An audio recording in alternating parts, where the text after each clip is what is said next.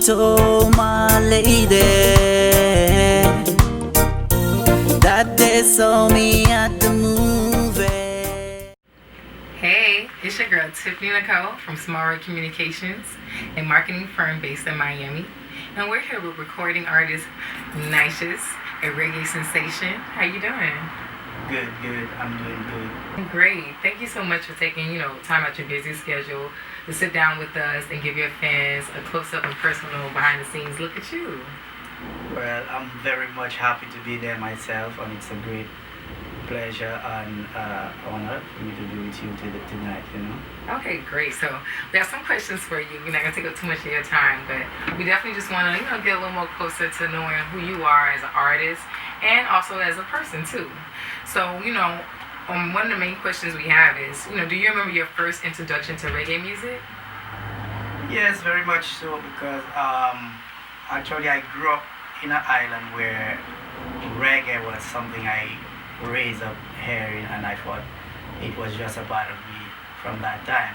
But my actual first real introduction, I would say, is when I really moved to Florida.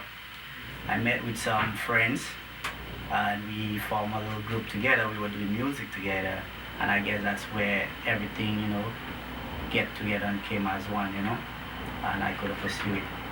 Okay, great. It sounds like you're definitely, doing what you always dreamed that you would be doing. So that's always a blessing. So when reggae and outside of reggae inspired you musically? Well, I would say various people in the music business. But mostly, I would say there is this reggae artist by the name of Nicious.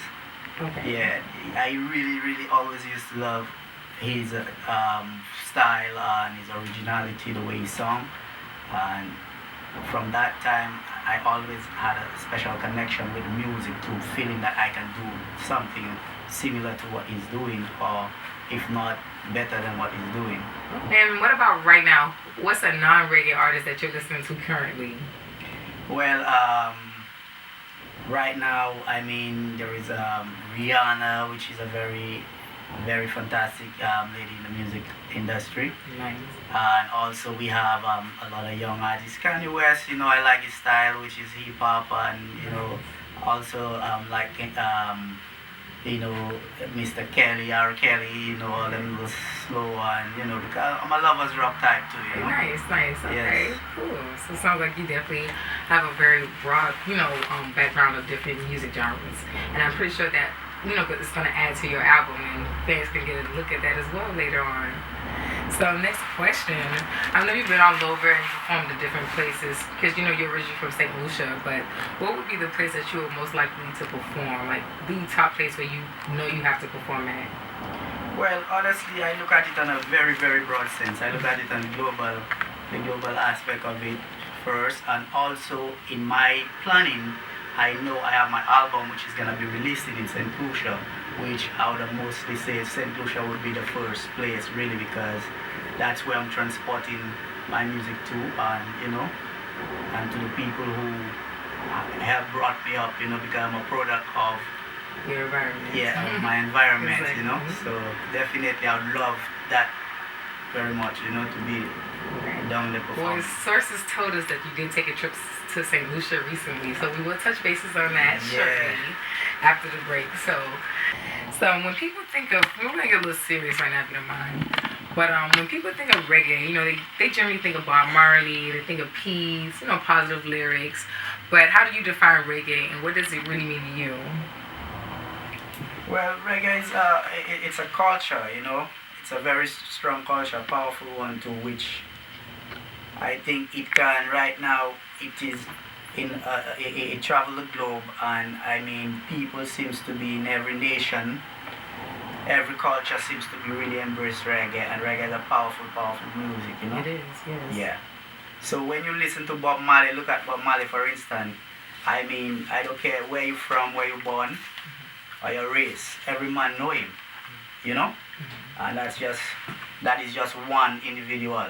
And there are so many others I could mention right now too, but the list keeps on it will keep on going on and on and on. That's the thing about reggae.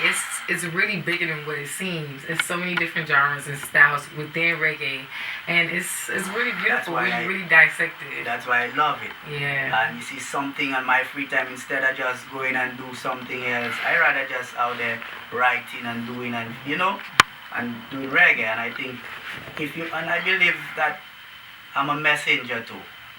Whether I'm doing dancehall or whether I'm doing lovers rock or reggae, there will always be a message.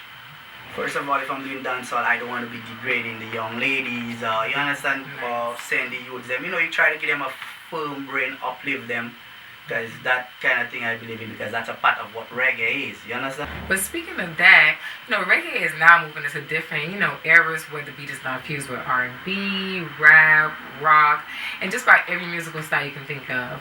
Is this a plus for the industry, or is this, a loss of some sort? Do you think reggae is losing its identity? Well, I wouldn't really say reggae is losing its identity, because as I told you earlier on, reggae is a culture, it's a strong one, and I think the music is transforming to suit the generation to come and the generation which is coming. So in that way, you find, multiple, things gonna happen and to just suit everybody. That is what is going on. Now, I understand the older generation probably might have a problem, but they're gonna stick to what they already know, because reggae is there from time, so it will not lose its identity. I don't think so. It will get bigger in its time. So and reach more people. Reach more people. Good. You understand? Definitely. But I personally think that reggae is a lot by saying what you mean and meaning what you say. So do you feel any pressure from the industry to say things just to sell a record? No, actually, because as I told you too, because it is my utmost goal to pursue reggae in the right way, like with the message. You understand whether I'm gonna be doing, so pretty much I will not let nothing really pull me into doing things where, I'm not really so much even thinking about stardom. Mm-hmm. I'm more or less pursuing the music in a way where I can connect with people in different ways, and Nice. You really rarely hear artists say that they really want to connect with their fans, so yeah. It's nice when you do find that. So speaking of that, is there any trends in the industry that you welcome or that you would probably want to see away with? Well, I really like social media. Mm-hmm. And I love the trend, because you see, even with that now, I have hands on, and it's everything is at your reach. You can socialize, you can talk to your friends, and you can promote your music. You can build fans base just through communicating through social media, and that's a very good thing. And I think I'm looking forward as times unfold for me to be even more connected with it. Yes, exactly. I mean, I love the name of my company, Small World Communications, because when you think about it, with social media, it really is a small world. You're really connected to anybody just a click away. And if you really, take a hold of it and take advantage of it, you really can, make some things happen. So I'm glad that you're, using social media as a gateway to many more things. So with that being said, we're going to take a small break, and we will be right back.